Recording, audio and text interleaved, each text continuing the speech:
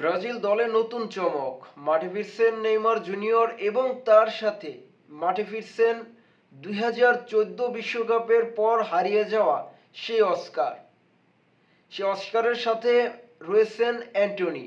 এই তিনজন প্লেয়ারই ব্রাজিল দলে বড় চমক। নেইমার ফিরবেন, অস্কার ফিরবেন এবং অ্যান্টনি ফিরবেন। এটা হয়তোবা ফুটবল প্রেমীরা তারা তাকিয়ে আছে কখন এই তিনজন প্লেয়ারের খেলা মাঠে দেখবেন, কিন্তু সেটা কি আদৌ সম্ভব কিনা, তারা কি তিনজনই শেষ পর্যন্ত কি টিকে থাকবে কিনা। কারণ যে বর্তমানে যে স্কোয়াড ঘোষণা করা হয়েছে ব্রাজিল থেকে বা ব্রাজিলের কোচ দরিবল জুনিয়র যে স্কোয়াড ঘোষণা করেছে, সে স্কোয়াডটি হলো 52 সদস্যের।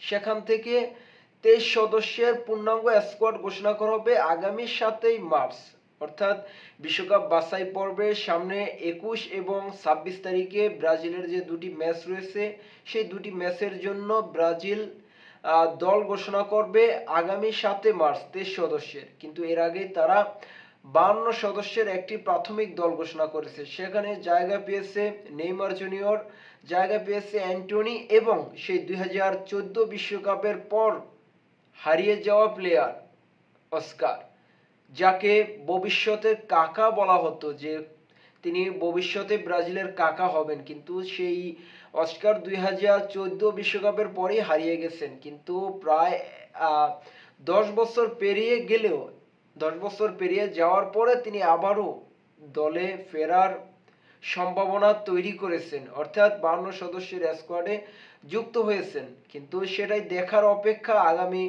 7 মার্চ ব্রাজিলের 23 সদস্যের স্কোয়াড ঘোষণা করা হবে, সেই স্কোয়াডে কি সুযোগ পায় কিনা। আর অন্যদিকে নেইমার জুনিয়র, তিনি বর্তমানে বলা চলে দারুণ ছন্দে রয়েছেন।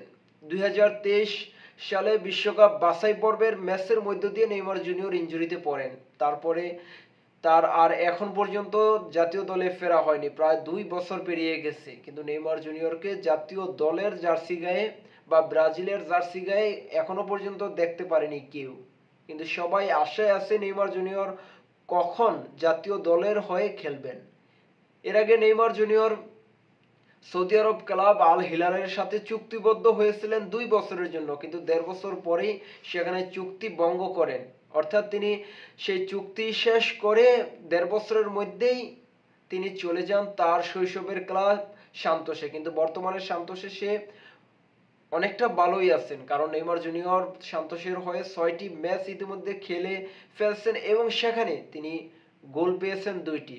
গোল কম পেলেও নেইমার জুনিয়র বর্তমানে দারুণ ছন্দে রয়েছেন, ভালো খেলছেন, এটা বলার অপেক্ষা রাখে না, কারণ নেইমার জুনিয়র বর্তমানে ফর্মে রয়েছে। এই জন্য আশা করা যায় নেইমার জুনিয়র সামনে যে বিশ্বকাপ বাছাই পর্বের 2টি ম্যাচ রয়েছে এবং 7 মার্চ যে স্কোয়াড ঘোষণা করা হবে সেই ম্যাচের মধ্য দিয়ে নেইমার জুনিয়র জাতীয় দলের জার্সি গায়ে মাঠে ফিরবেন এবং তার সাথে অ্যান্টনি এবং অস্কার, তারা দুজনেই মাঠে ফিরবেন, এটা আশা করা যায়। অবশ্যই দেখার অপেক্ষা আগামী 7 মার্চ দরিবল জুনিয়র কাদেরকে নিয়ে 23 সদস্যের স্কোয়াড ঘোষণা করে, সেটাই দেখার অপেক্ষা। এবং ব্রাজিলের সামনের 2টি ম্যাচ 21 তারিখ এবং 26 তারিখ, অর্থাৎ 21শে মার্চ এবং 26শে মার্চ।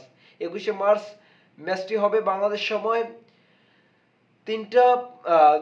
বাংলাদেশ সময় 6টা 45 মিনিটে।